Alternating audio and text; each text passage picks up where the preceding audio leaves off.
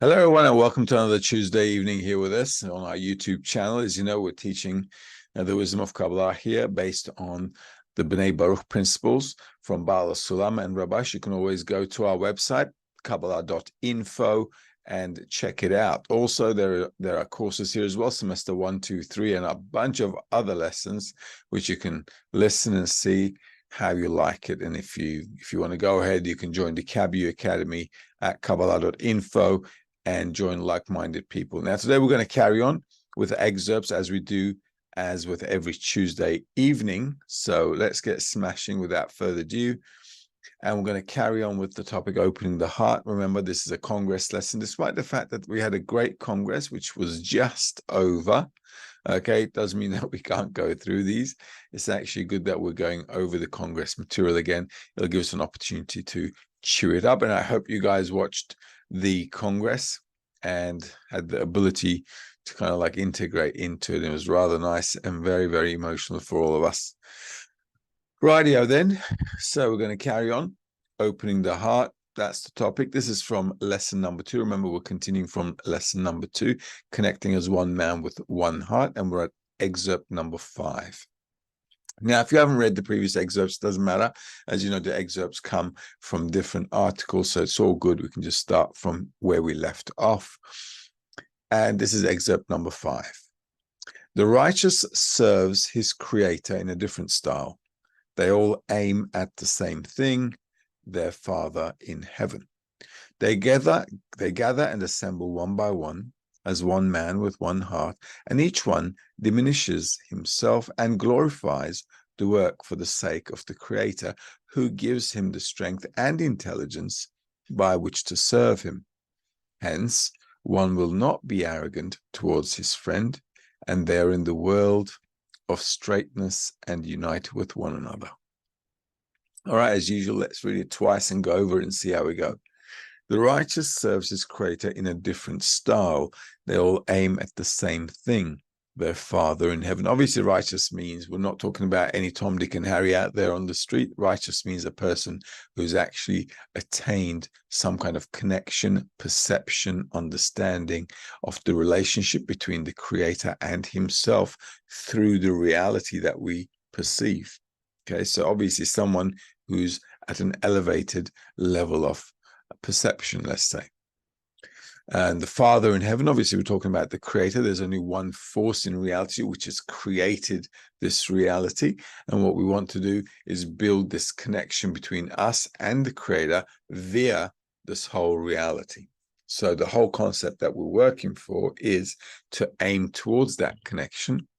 As we've learned before, we can only connect with things in reality if we have equivalence of form. So unless we come to an equivalence of form with the creator, with our attributes equalizing to his, we can never perceive the creator. This is why nobody can perceive God unless they have some kind of a contact at equivalence of form, which we talked about before, which means adhering to the love of others and the attribute of bestowal.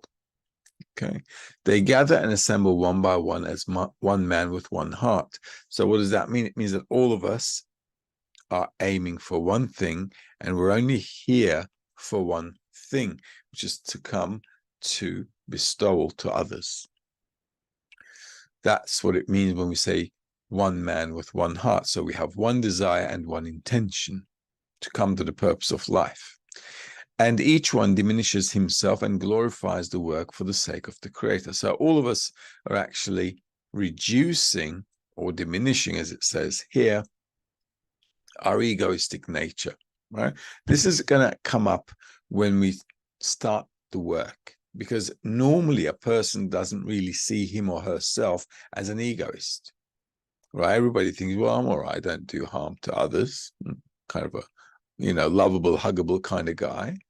And that's how everybody's looking at themselves, because they don't feel that they're doing any harm to others. In order for us to see how egoistic we are, we have to actually start working on loving others, right? And loving others means that I have to sacrifice from things that bring me pleasure in order to give and do things that give the other person pleasure. So obviously, as you can imagine, this is not going to work out in our current nature. Okay, this is why we have all kinds of bad relationships. Divorce rates are skyrocketing. Why? Because when we first hook up, we kind of like each other. It's all nice and good. Chemistry is good. We're feeling good. I think I like this person. I think she likes me. Well, I like her. Well, I think let's get going. All right. And then we start going. And then all of a sudden, I have to sacrifice because now we've got a mutual life. Okay. Before it was my life, it was her life. And we were happy with it, sniffing around, checking the chemistry. But now we're engaged in this serious relationship. And now what's going to happen is, well, I got to make sacrifices. Okay. I've got to make sacrifices. She's got to make sacrifices. We all have to make sacrifices to keep this thing going. But that's against our nature. All right. So there comes a point where you're thinking, okay, I've just done too many sacrifices. So I think I'm going to jump parachute. Okay. And that's what kind of happens. So this is how it is. Accordingly, what we have to do is always understand that all of us are aiming for the same thing. Okay. By doing so, what are we doing? Diminishing our personal things, but increasing the importance. We're glorifying, as it says here, the work for the sake of the Creator. So this is why I need an environment where I'm trying to build love towards others for no particular reason as well, okay, because I got nothing to really gain from it except spirituality, which we don't know what it is at the moment. So it's all blurry and dark. It's like a dark tunnel and there's no light at the end of the tunnel. So you're like walking through, hoping and praying something's going to happen. Okay. And that's the gist of it. But we often start anything and everything not knowing how it's really going to turn out, even with our careers, right? We're just punting that's going to be okay. All right. So we don't know. Nobody knows. So same kind of thing here. What I want to do is diminish myself, my egoism, and I want to glorify bestowal. That's what it means to do the work for the sake of the Creator. Why bestowal? Well, that's the attribute of the Creator. So if I kind of do the same things that the Creator is doing, I'm going to have sooner or later, hopefully, a contact point. Okay, because he's bestowing, I'm bestowing, and then as I bestow more and more and more and more and diminish my egoism more and more and more, I should come to a sensation where I'm actually perceiving reality from outside of my ego and not from within. And that will allow me to open up a new perspective, a new dimension, or a new higher level of perception. Okay, who gives him the strength and intelligence by which to serve him. So I can only increase that state of higher level of consciousness if I make a breakthrough and enter at that initial entry. If I can't make that initial entry, I'm always going to be stuck with my 5 sensory organs, perceiving reality within myself alone. And will always feel just me and never the Creator, which is outside of me. Hence, one will not be arrogant towards his friend. Okay, so in order for me to feel someone on the outside, this is why we've got other people. This is why we're kind of working towards loving other people. Why? Because if I'm working towards loving other people, I have an opportunity to get out of my skin, because loving someone outside of me, whether it's the Creator or a friend, doesn't really matter, does it? They're both outside of me. So what difference does it make? It doesn't make any difference, because I'm changing my trait or quality from egoism to bestowal. So when I'm making that switch, okay, after some work, once I make that switch, then I've got the ability to perceive something new, and then I can get a foothold. And once I have a foothold, then that's it. We can start developing from there onwards. And that's what it says, that the Creator will give the strength and intelligence about how to serve him. So I have to have some kind of a minimal entry into bestowal, love of others. So I've got a foothold, and I can then expand from there. and grow that trait. Right. Hence, one will not be arrogant towards his friend. So I can't see my friend lower than me, because if I see him lower than me, that's going to kind of be egoistic, isn't it? That's actually the definition of egoism. Egoism means I'm giving myself more importance. If I give myself more importance, I will always live within myself. Does that make sense? It should make sense. Okay, if you're studying the wisdom of Kabbalah, this should all make a lot of sense, especially if you've been working with Bnei Baruch for a couple of years. You begin to understand that if I think about myself, I just live in me. Okay, but if I think about others, I live in others. All right. So the more you practice that, the more sensations you're going to get from that. And wherever you're stuck, you'll have the ability to kind of build a big desire for it. Hence, one will not be arrogant towards his friends, and they are in the world of straightness and unite with one another. All right. So straightness means we're like in one direction, love of others and bestowal, just like the Creator is bestowing to us. We want to bestow to the Creator. Okay. That's what we want to do. That means straightness, the world of straightness. Okay. And this is where we unite. We unite because we're all, wanting the same thing, desiring the same thing. Okie dokie. Right. If you got any questions, just shoot them through. Let's move on to Ashley. You're going to tell me, if there are any questions. Good on you. All right. So we've got Rabash. This is the 6th excerpt. You must awaken the heart of the friends until the flame rises by itself. By that, you will be rewarded with awakening the love of the Creator upon us. Okay, nice and short and sweet. You must awaken the heart of the friends until the flame rises by itself. Okay, so this is initially our real work, actually, in the group. Because when we all come to the wisdom of Kabbalah, it's just a dot in the heart, as the Kabbalists say, right? I just have a small inclination as to, actually getting rid of my bad life. Okay, the reason we come to the wisdom of Kabbalah is how can I get rid of this darkness and have a better life? Because we're all egoistic, but we all come with this dot in the heart that says, well, what's the meaning of life? Why am I living for anyway? We're all going to die in a few days, God knows when. Okay, I could live up to 100, or I could live for the next 100 seconds or whatever. We don't know. Okay, so we don't really know. But the dot in the heart wants to kind of like elevate itself. It's in the heart, which means it's inside our egoism. But it's just a dot in the heart. It's just a spark. So if we all get together, and if we constantly work on it, like we worked on it at the Congress, right? Every day, actually, we're working on it, because every day we've got the morning lesson, we've got the lunchtime lesson, 7 days a week. We've got congresses every few months. We've got another one coming up in Turkey at the end of January. We're just like now warming up for that. We're just like moving nonstop. So spirituality with us is like running a marathon at the speed of a 100-meter track race.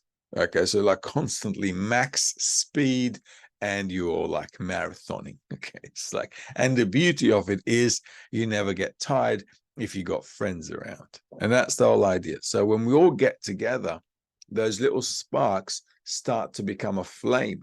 And when the flame is ongoing by itself, because we're all united, then you can run that marathon as if you're running a 100-meter race with full speed, and you should all be fine. Okay, so like this weekend, we did get some sleep, but we've been like up from like 6 in the morning until like, I don't know, late night. Okay, so, but does it bother us? No, it didn't really bother us. Why? Because we were like a lot of us were all charged up. We had friends from all over the world, so we were like really ecstatic about this whole thing, and the importance of the goal obviously kept us awake as well. So there were a lot of like good impressions, excitement, and really closeness between the friends, which really gave us a lot of energy. So we didn't really care whether we slept or not. By that, you will be rewarded with awakening the love of the Creator upon us. Now, that's the important thing. Why? Because once we're together, and all of the sparks are together, and we're working on it together, right? Which means we're working on the love of friends in order to get to the love of the Creator. Okay, so we're working on bestowing to each other to bestow to the creator. Then this whole thing, this force that we're generating, all of a sudden starts to somehow equalize. Now, sometimes we're not even aware that we're equalizing, okay? Sometimes we're like giving so much and doing so much, we feel this elevation, right? We feel like this ecstatic mode, like we're like up there somewhere, and it doesn't feel really realistic, okay? But what the problem is, it's not stable. So you're like feeling elevated and then it goes, okay? So we're like breathing in, breathing out, breathing in, breathing out. So this is what's really happening. And because it's not stable at the moment, you know, we're like having ups and downs. But the important thing is this: when we get together, these little breathing in and out gives a little bit of a sensation how thinking of others and loving others can really get you out of your skin and can give you a nice lofty kind of sensation, okay, which we may not be able to evaluate mentally right now and put a finger on it as to what kind of state I'm in. It is still some kind of closeness to spirituality, which we can get at least some kind of impression from. This is why when we all get together and we can experience this little flame ongoing, even if it's just for a while, then, you feel that it's gone, okay? Then what that allows you to do is all of a sudden you work building it up again stronger, right? So all these back and forth and back and forth and back and forth, what happens, we're kind of like building a fire, okay? It's like this, when we first build a fire, it's a little smoky, it hasn't really lit up or anything. So what you have to do, you got to breathe into it, right? Or it's like a barbecue fire. You got to kind of like, come on, give it some air. Where's the hairdryer? All right. So if you've got the hairdryer out, it'll be like all out. So if we're all like hairdryers on that light fire, and it's gonna like, whoa, all of a sudden start burning up. And that's what the Congress is like. So once you get the idea of how you can like hold on to it, then you instinctively become, okay, this is the point of my effort. We're always talking about the effort in the wisdom of Kabbalah, right? What am I going to do? Everybody's asking, what am I supposed to do? Okay, what am I supposed to do? What does it mean? I have to do something. What is an act? What is an action in the wisdom of Kabbalah? Well, an action is being in the right desire and intention, and then putting the motion behind it as well. And it can also be physical if we're all together like we were in the Congress. Okay, and then you begin to understand, by doing the right intention, wanting the right thing, you can all get some taste of it. Okay, and that's what it means, that we'll be rewarded with awakening the love of the Creator upon us. So if we get to that level, then this sensation should be a standard sensation we can stabilize. Okay, and once I understand the stabilization process, a descent will happen. And then from the descent, because I understand what I went through, the stabilization, I can then build the second level. Okay, and then we go up, down, up, down, up, down. Does that make sense? Okay, this is why we've got descents, right? So I've got to go through the descent, but the important thing is to make sure we're stabilizing this sensation at one point in time, so that I can then get into spirituality and then build the second, third, fourth levels as we go along. Otherwise, we'll get stuck. Excerpt number 7. Any questions? Nothing? We're all good? Just one? Ray's asking how to make that initial entry point into the 10. Say the person already feels like they did that, then it seems like they're still stuck. How to make that initial entry point in the 10? Well, I'm guessing you're already in the 10, right? So you're in the 10, you're working with a 10, and it's all good. What you have to do is just keep pushing to build that connection. It's not going to happen once. It's not going to happen overnight, and it's not going to happen over a few weeks or a few months or whatever. Okay, this is going to take training. It takes 4 or 5 years before kids start what? Kindy, then primary school, and so on. Okay, so it's not going to happen overnight. We've got to keep nailing it. Kids learn to walk by falling down. Okay, so they try to get up, they fall, they try to get up, they fall. The problem with us grown-ups is when we fall doing something, we give up. Kids don't give up because they want to walk. Okay, but we think, oh, well, it's not worth it, is it? It's not happening. And then they drop out. So if you look at life as well, successful people are those who are fully focused on what they're doing and they give everything to it. Everything. Whether they have a good day, bad day, they don't care. Okay, they don't care. I don't think any of the big people who like really successful, I don't know, whoever you got, even athletes, I don't think it's been like a walk in the park. If you read their biographies, if you read their little stories, if you listen to their little, I don't know, interviews or whatever, they'll tell you, it was hell. I lost everything. I didn't have, any money in my pocket to eat something. Couldn't even get a Macca's from McDonald's or whatever. Okay, nothing. Okay, so after that, but they didn't give up. They don't give up. Okay, and that's their trait.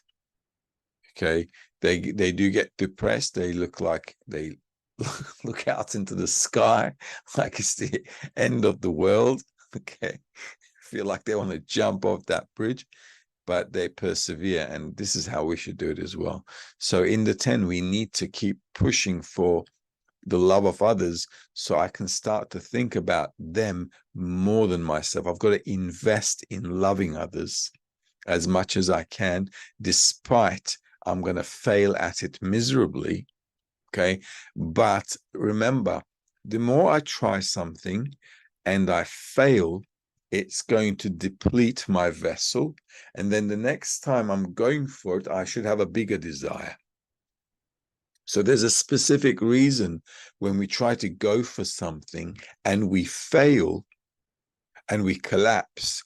But if we decided to go for something, it should then give me more desire to push forward. This is how it works in the laws of nature as well. So if somebody's got something fixed on their mind and they want to go for it, the failures will just give them more desire. And this is how things pan out. All right. So be mindful that these are the laws of nature and they will not be broken. Okay.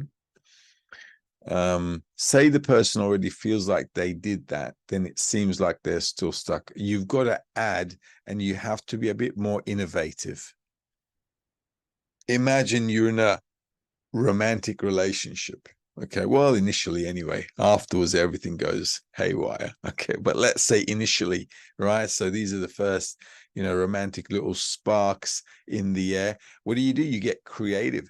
You get creative with your weekend planning. You get creative with the gifts you give them. You get creative with the food you're going to cook. All of a sudden you start cooking stuff you never did for yourself. Okay, it's like, I wouldn't eat this. I never done this for myself, but you get creative, right? Why? Because, you got some objective there. All right. So all of a sudden you're getting innovative. Wow. This will be nice.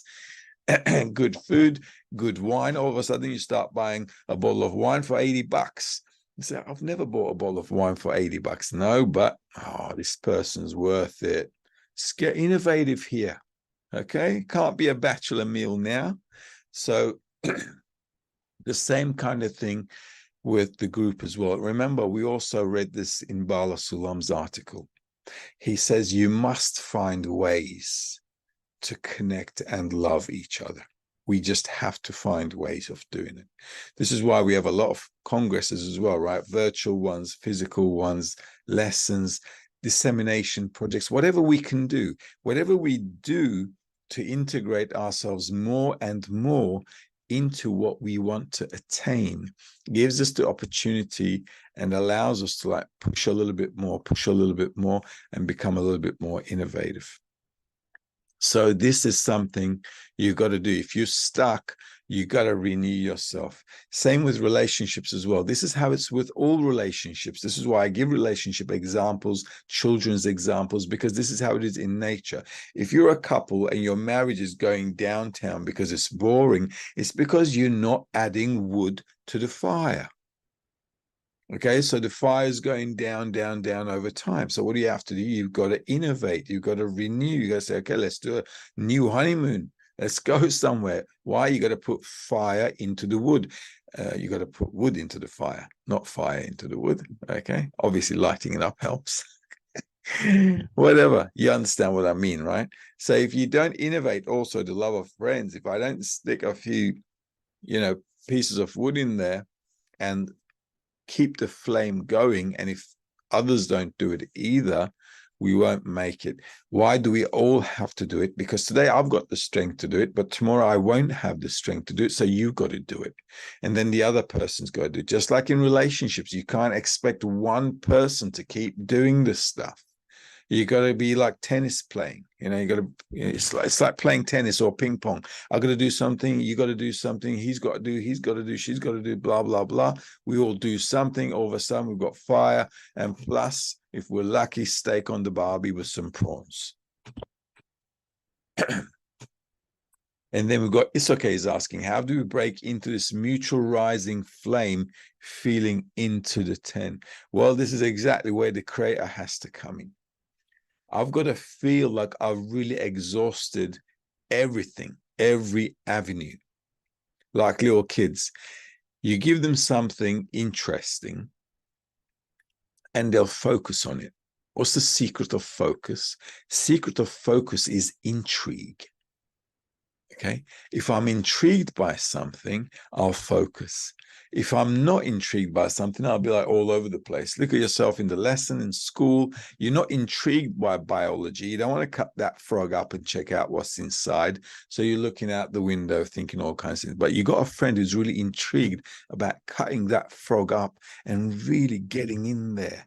Okay, and he sticks his fingers in there, checks out all the intestines and everything. He's really focused on it. Why? Because he's intrigued in this biological matter, and it's all complicated with all kinds of organs and stuff all over the place, and he loves it, and he learns while you don't.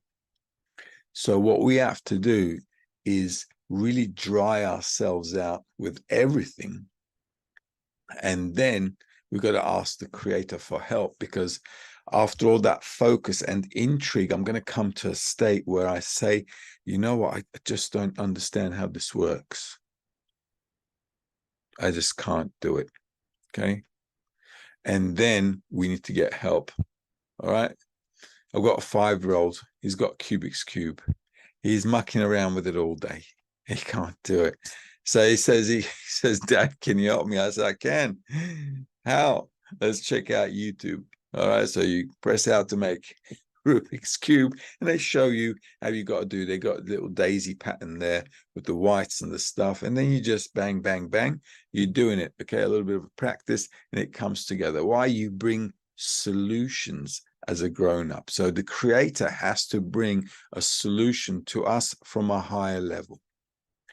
And this is how the whole thing works. This is why also in the excerpt it writes in number 5,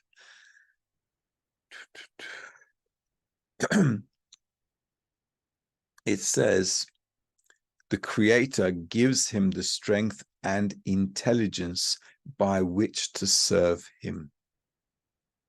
Okay.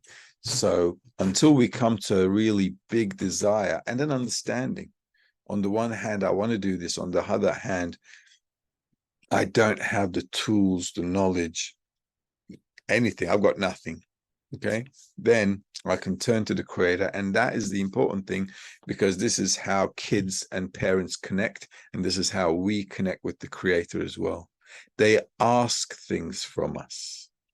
Okay. Day one, they're born, they're crying. Okay. What's that? Help. Where am I? Okay. So from day one, they're born and they start crying. They're asking for something all the time. So you got to feed them, clean them, sleep them, have their gas, I don't know, check their temperature all the time. So it's a lot of work investing in them all the time. And they're always like taking from you. Okay. Why? Because they can't do anything. They're little babies. So we have to come to a state where we understand that when it comes to loving others and bestowing to others without any of our egoism involved in it, requires some outside assistance beyond our capacity. But until you drain your capacity, you're not going to ask for it. Just like a kid won't ask for it until he's really drained out, until he really can't do it. Okay. Does that make sense? I hope it makes sense. Okay, anybody who's got kids, you should know that's how it is. Ingrid's asking, how can I pull friend out from the ego? The best way to pull somebody out of their ego is to show them that you care about them, you love them, and you want to do things for them, and you're helping them out, supporting them, and so on. Why? Because once you start to do that, two things are going to happen. They're either going to feel bad and shame, and they'll reciprocate, okay? Or they're in the wisdom of study, and they're studying the wisdom of Kabbalah with us, or they'll just feel bad and leave. Okay, because sometimes what people say is, I'm inundated with love and I can't handle it. Okay, it's true. You can't handle it. So if all of a sudden everybody's like giving you love and you don't reciprocate, you feel like, oh, yeah, I'm being drowned under it. So the best way to evoke love, to get out of yourself, is to show others love. And then when you're in a descent, they're going to show you love. Then you got to reciprocate, and so on. So we're constantly bouncing off each other. And if we don't bounce off from each other, none of us can have the strength to move forward, because spirituality is not something I can imagine to myself like a corporeal goal where I know, plus or minus what I'm going to get. I don't know what I'm going to get. But by working between us, I get the sensation, sometimes a nice sensation, that, yeah, loving others is the way to go. And it feels good. Okay. And then we fall back into the ego again. But it's those little touches. Okay. It's those little touches that should, keep us going. So to pull a friend out of their ego is, to give them a good example and show them you care, you support them, and so on. We can't force anyone to do anything, and that's not the right way to do it. You can inspire them to do something. You can motivate them by igniting in them, like jealousy, right? You're doing a lot of stuff, and you're doing everything you're supposed to be doing, and you're being a good example, and you're always there supporting them. Then, like I said, they've got two options. They're either going to carry on, or they're going to drop off the bandwagon because they can't carry on. There aren't many options. Okay. Where are we? 7 or 8? We 8? 7? 7. Okay, let's. Rabash, this is also from Rabash, excerpt number 7. Sometimes spirituality is called a soul. We must always awaken what the heart forgets. What is needed for the correction of the heart? Love of friends, whose purpose is to achieve love of others. This is not a pleasant thing for the heart, which is called self-love. Hence, when there is a gathering of friends, we must remember to bring up the question, meaning each one should ask himself how much we have advanced in love of others and how much we have done to promote us in that matter. Let's read again. We must always awaken what the heart forgets, what is needed for the correction of the heart, love of others, whose purpose is to achieve love of others. Love of friends, whose purpose is to achieve love of others. All right, so if I don't keep remembering this, obviously I can't do things to attain what I don't remember. This is why we've got a daily study routine. A lot of people say, why are we studying every day? Okay, it's like full on, yeah. But we drink water every day, and it's like full on. We eat every day. Why don't we complain about that? Okay. Why? Because it's nice. We feel filled up, and we feel like we're alive, and we've got energy to do stuff. The same thing is what our soul needs as well. Our soul needs to be fed. You need to give it all the nutrients it needs, just like you give your body to make it healthy. And when we don't do that, you get into all kinds of problems like humanity is getting into right now. such as psychological issues, panic attacks, anxiety attacks. Very common now in humanity, and it's going to explode. Why? Because we don't know how to be around a crowd or around a group of people and how to interact with them. So it's going to create a lot of problems for humanity in the future as well, anxiety and panics and all kinds of stuff. What does he say? What else? So the whole idea is we're all going to get together to correct ourselves, and correction means loving others. This is not a pleasant thing for the heart, which is called self-love, right? Completely the opposite of our natural nature. Hence, when there's a gathering of friends, we must remember to bring up the question, meaning which one should ask himself how much we have advanced in love of others and how much we have done to promote us in that matter. So whenever we do something, very important for us to renew and revisit our goal and intention. Otherwise, we get blurred up. All right. Otherwise, we get blurred. It starts to, kind of like disappear. I was like, well, why am I here? What am I doing here? All right. So renewing this intention and to understand, at least as much as I can in my current state, why I'm doing something is very important before an action. If I don't clarify for myself the reason for my action, I become an instinctive behaving animal, which is obviously not what we want, is it? No, not at all. All right, so this is why all of us need to remind each other the purpose of the gathering, why we're learning, why we're studying, why we need to love each other, and so on. And once I enforce these all the time upon myself, then it'll kind of like stick in. Okay. And not only will it stick in before an action, but I will actually be keeping that all the time in my mind. So then there'll come a time when I begin to live inside the intention, right? Not inside my desire, but because I'm so focused on the intention, I'll begin to live inside of the intention. And that's always nice. Why? Because then you're above the desire. That's not bestowal, but you're still above the desire. That means the desire will no longer control you, but you're in the intention. So everything you're doing is with the intention. So you're outside of the boundary of the control of the desire. It's always a good thing in spirituality, right? And this is why this is important. And like I said, also to our friend, it's okay, just ask, right? Ingrid, I'm sorry. How can I pull the friend outside of the ego? Well, this is a nice little thing here.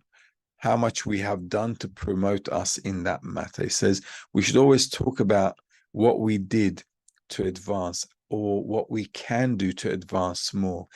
Like I said a minute ago as well, a while ago, if I don't renew the love of friends, if I don't innovate in the acts between us, then your study is going to get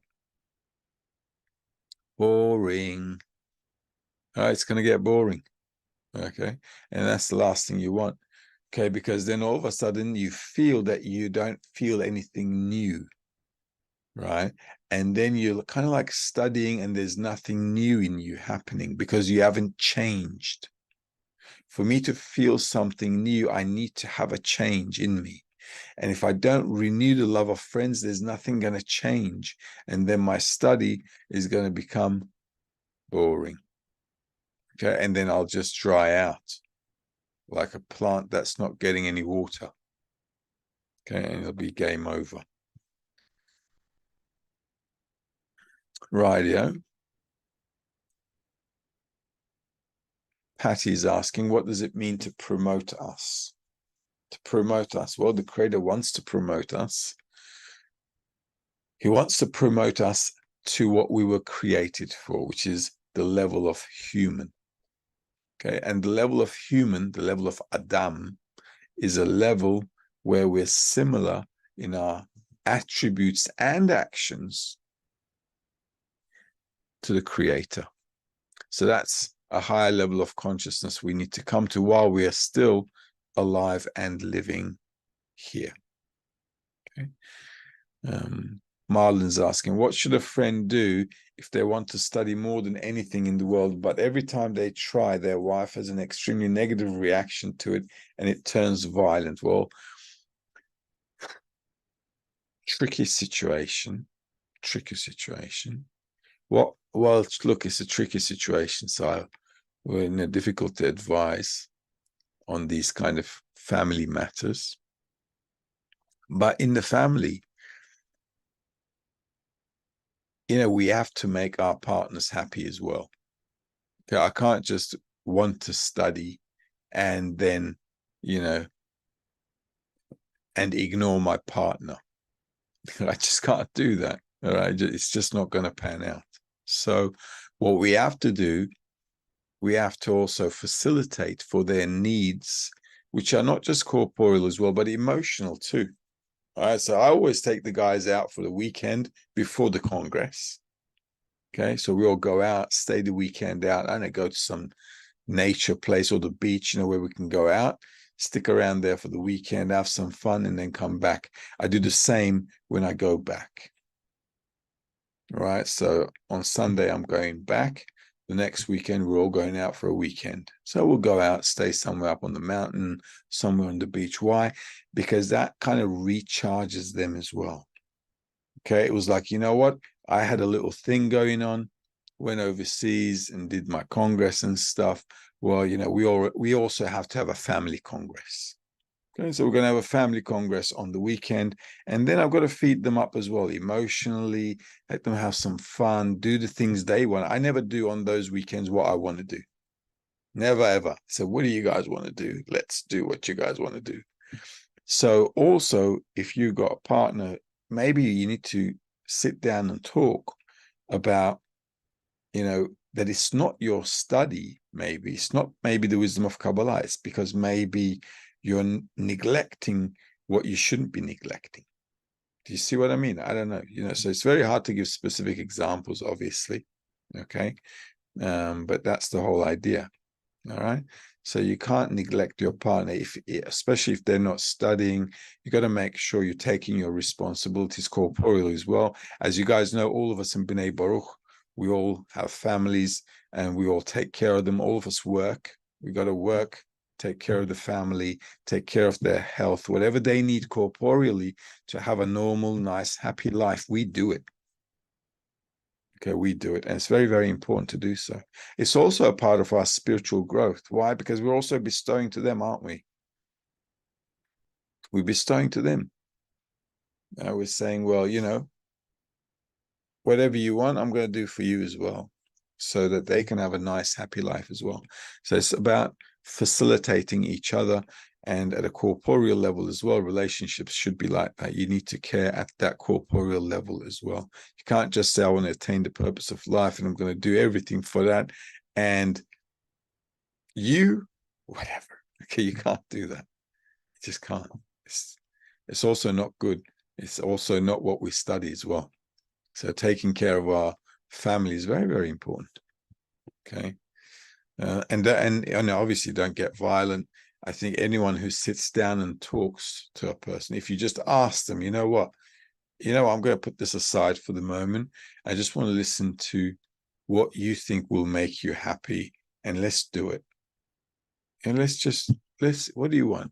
Do you want that? Let's do it. Go on. Okay. A little bit of sacrifice, you'll see, works a lot. And also when we're studying the wisdom of Kabbalah, think about it for a moment. We're trying to forget ourselves. Okay, we're trying to forget ourselves. And we understand that the Creator gave me this partner. Okay, and he gave it to me for a reason. And unless, it's all very, very, tricky and dangerous or whatever, unless they, as long as people are reasonable, you can sit down and talk and find ways where both people can be happy, doing the things they want in life, and also maintaining a good relationship. Because if two people got together and when they got together, they loved each other, even at corporeal level, they liked each other, they were warm towards each other, they loved each other. There's nothing they cannot solve if they make some effort towards it by talking, understanding, and, facilitating their emotional needs as well. Okay, that's the whole idea. We humans can get along if we talk. Animals sniff around. We talk. So it's very important to have that dialogue. What do we need to do to help the friend to maintain being in the intention and not get lost in the desire to receive?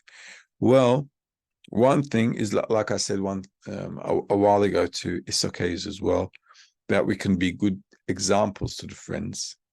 Okay.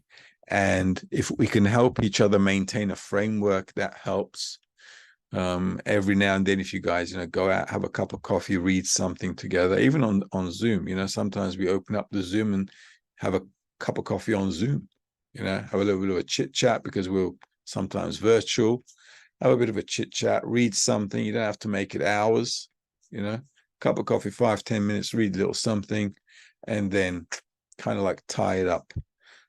If you got the 10, you can have meetings, you can have outings with your 10, go out for a little bit of a picnic, a barbie. Okay. If you guys can all do that, common stuff together, that kind of lifts up the spirit. What I think sometimes we lack, this is what I see in some of our groups as well, is that we don't add fun into our 10. We think it's all about study, study, study. And we think this studying thing is going to connect us. Studying isn't going to connect us. Study is going to teach us what we should be aiming for. And then the study should get us to innovate things to realize what the study is aiming us at.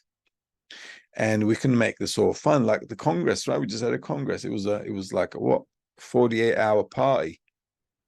Right, and then we had the after party. Right, we had the dinners, and then after the dinners we had the after party, and then we had the morning lesson. It was just like kept going on and on and on.